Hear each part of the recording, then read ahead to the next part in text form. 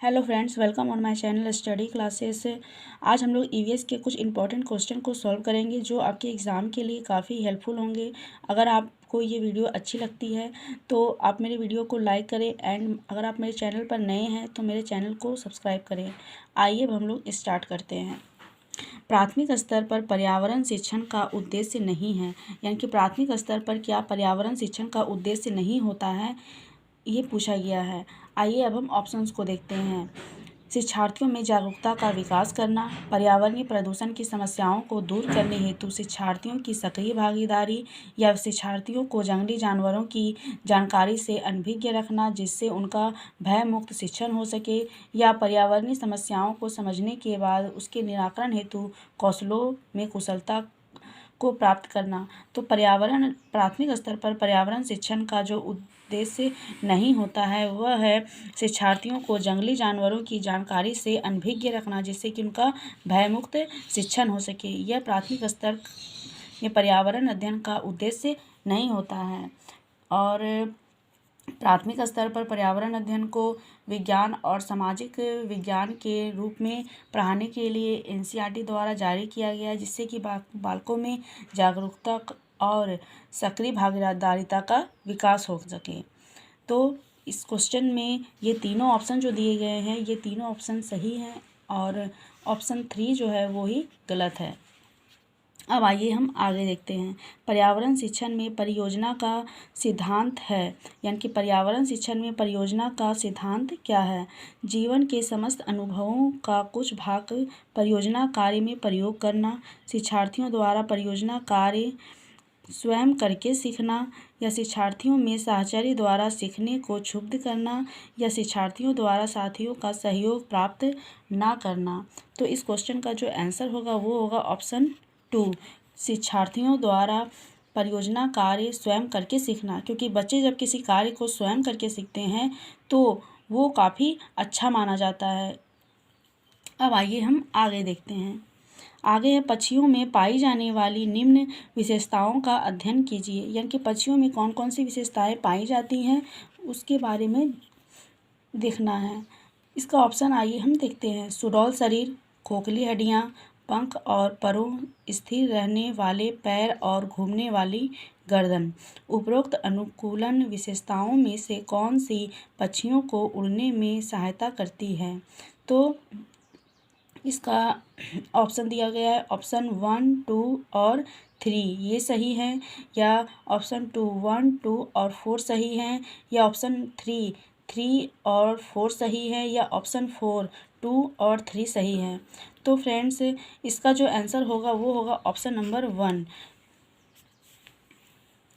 क्योंकि पंछी का जो शरीर होता है वो उसकी जो आकृति बनी हुई होती है, तो उसकी जो आकृति होती है वो नाव की जैसी होती है, और इनके शरीर में जो खोखली हड्डी, पंख और परों के कारण ये उड़ पाते हैं। और पर पंख जो होते हैं इनके वो इनको गर्म रखने में काफ़ी मदद करते हैं, और इनके जो चौड़े पैर होते हैं वो टहनियों में बैठने में इनकी मदद करते हैं। तो ये सारी जो है वो पक्षियों में पाई जाने वाली विशेषता होती है। अब आइए हम आगे देखते हैं। आगे है कसे रुखी पहचाने जाते हैं। उनके हृदय में प्रकोष्ठों की मौजूदगी से, उनके शरीर पर शल्क की मौजूदगी से, कई अंगों की मौजूदगी से, या रीढ़ की मौजूदगी से। तो कसे रुखी जो होते हैं वो रीढ़ की मौजूदगी में पहचाने जाते हैं। ये जानवरों की पीठ पर होते हैं, जिसमें कि कुछ जानवर मछली या उभयचर या जो स्तनधारी जो जीव होते हैं उनमें ये पाए जाते हैं। आइए अब हम आगे देखते हैं। आवासों के संबंध में निम्न कथनों का अध्ययन करें, यानी कि आवास के संबंध में जो दिया गया है उसके बारे में हमें बताना है। किसी पर्यावास में किसी प्रजाति के आवास मात्र भिन्न भिन्न होते हैं।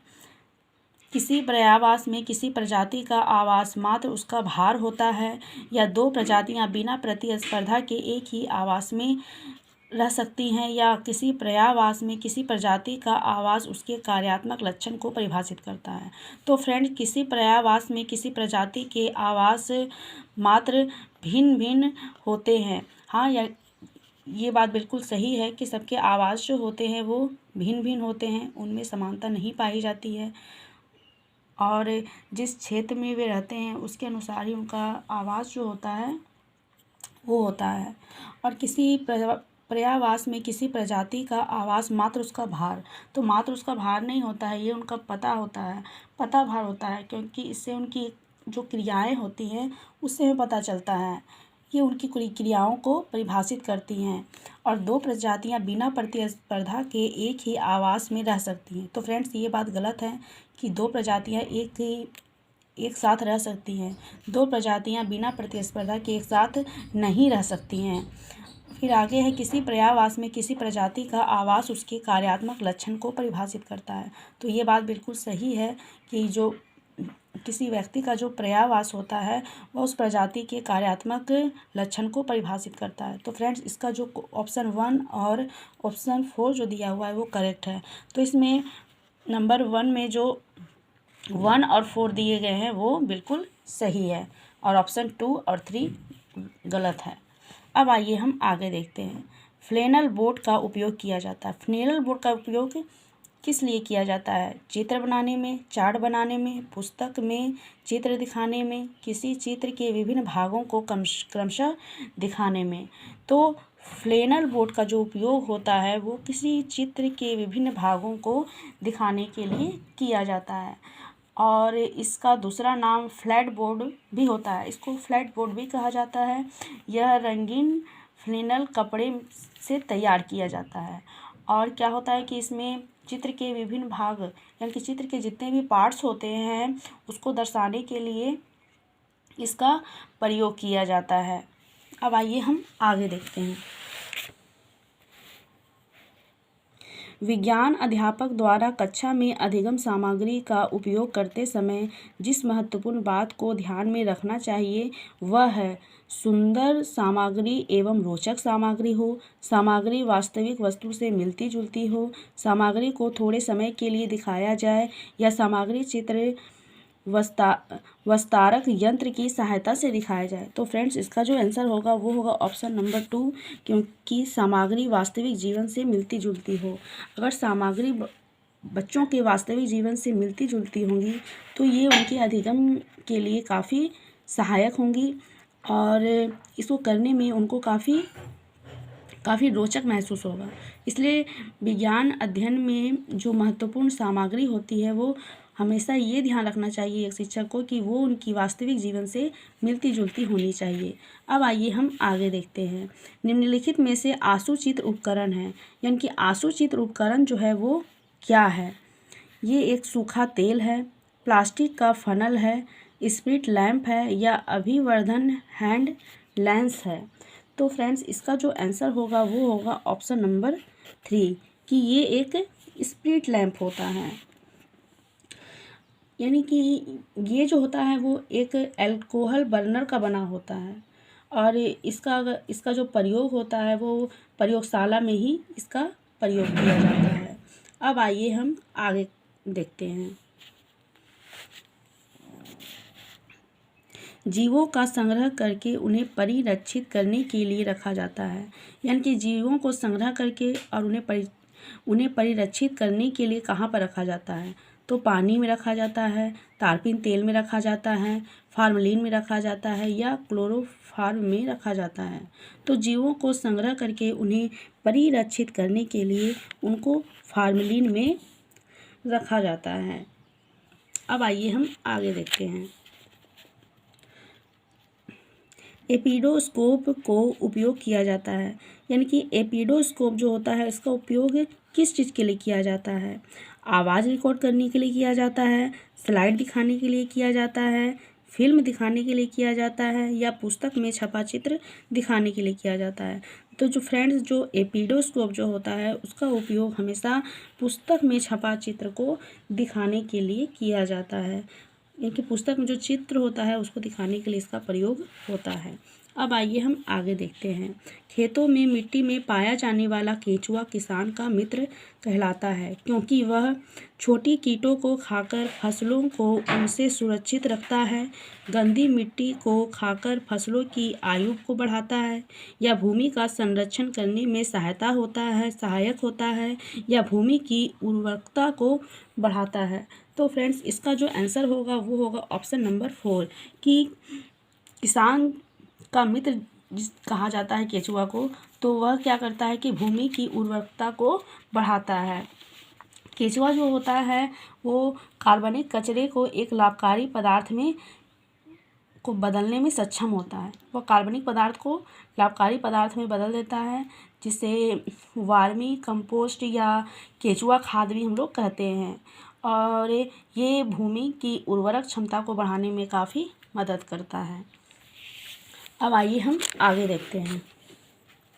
आगे, पर्यावरण अध्ययन के शिक्षक को निम्न में से किस बात का अधिक ध्यान रखना चाहिए? सभी शिक्षार्थियों को विद्यालय में समान अधिकार मिलने चाहिए। शिक्षार्थियों को शिक्षा के अलावा और किसी और ध्यान नहीं देना चाहिए, या शिक्षार्थियों को अपने बाह्य व्यक्तित्व पर ध्यान नहीं देना चाहिए, या शिक्षकों को अपने बाह्य व्यक्तित्व पर ध्यान नहीं देना चाहिए। तो फ्रेंड्स, इसका जो आंसर होगा वो होगा ऑप्शन नंबर 3 कि शिक्षार्थियों को अपने बाह्य व्यक्तित्व पर ध्यान नहीं देना चाहिए। अब आइए हम आगे देखते हैं। आगे है, पौधों की एक्स नामक एक प्रजाति होती है जो बड़ी संख्या में उगती है, लेकिन वे संसार भर में केवल भारत के वायु हिस्से में ही पाई जाती है। यह पौधों की कौन सी प्रजाति होती है? तो ये विलुप्त प्राय प्रजाति होती है, या जोखिम पूर्ण प्रजाति होती है, या स्थानीय प्रजाति होती है, या विदेशी प्रजाति होती है। तो फ्रेंड्स, ये इसका जो आंसर होगा वो होगा ऑप्शन नंबर 3 कि ये स्थानीय प्रजाति होती है। अगर विश्व के किसी एक क्षेत्र में अगर कोई पौधा पाया जाता है तो उसे हम स्थानीय कहते हैं। अब आइए हम आगे देखते हैं।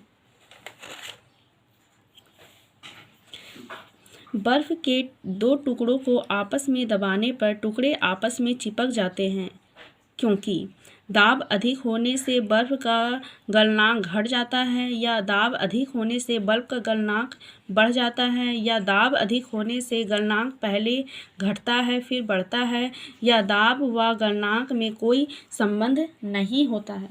तो फ्रेंड्स, इसका जो आंसर होगा वो होगा ऑप्शन नंबर 1 कि बर्फ के 2 टुकड़ों को अगर आपस में अगर दबाया जाए तो इसका जो गलनांक होता है वो घट जाता है। अब आइए हम आगे देखते हैं।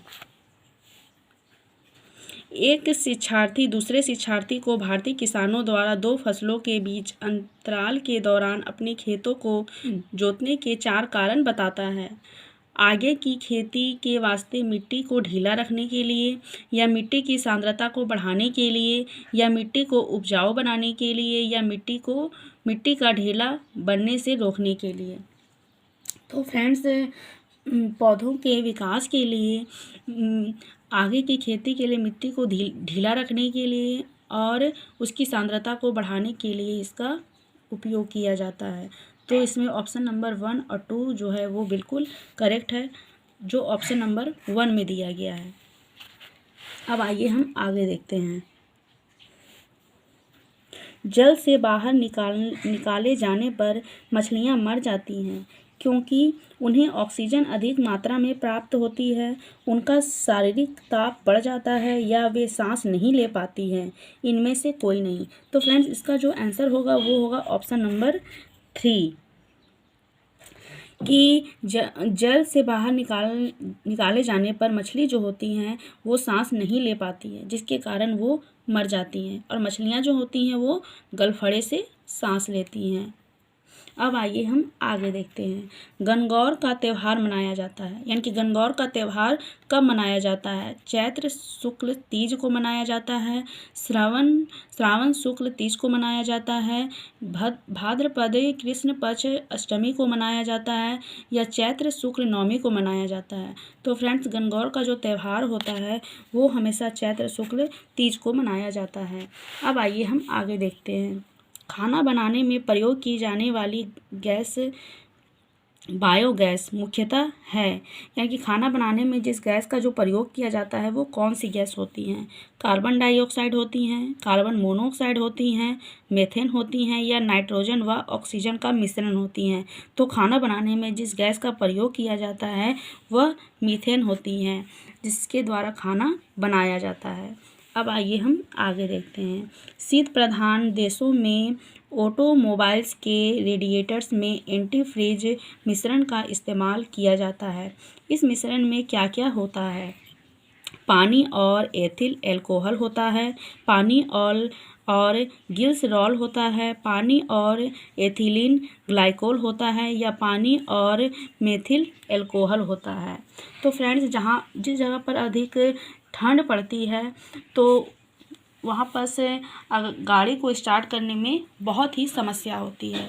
तो इस समस्या से निजात पाने के लिए शीत प्रधान प्रदेशों में ऑटोमोबाइल्स के रेडिएटर्स में एंटीफ्रीज का मिश्रण किया जाता है, और ये पानी और एथिलीन ग्लाइकोल इसके प्रयोग में लाया जाता है। तो फ्रेंड्स, आज के लिए बस इतना ही। अगर आपको मेरी वीडियो अच्छी लगे तो मेरी वीडियो को लाइक करें। ऐसे ही वीडियो आपको आगे भी देखने को मिलती रहेंगी। हम क्वेश्चंस की इतनी बार प्रैक्टिस करेंगे कि ये सारे क्वेश्चंस जो हैं आपको अच्छे से याद हो जाएंगे, जिससे आपको सॉल्व करने में कोई भी परेशानी नहीं होगी। आज के लिए बस इतना ही। Thank you.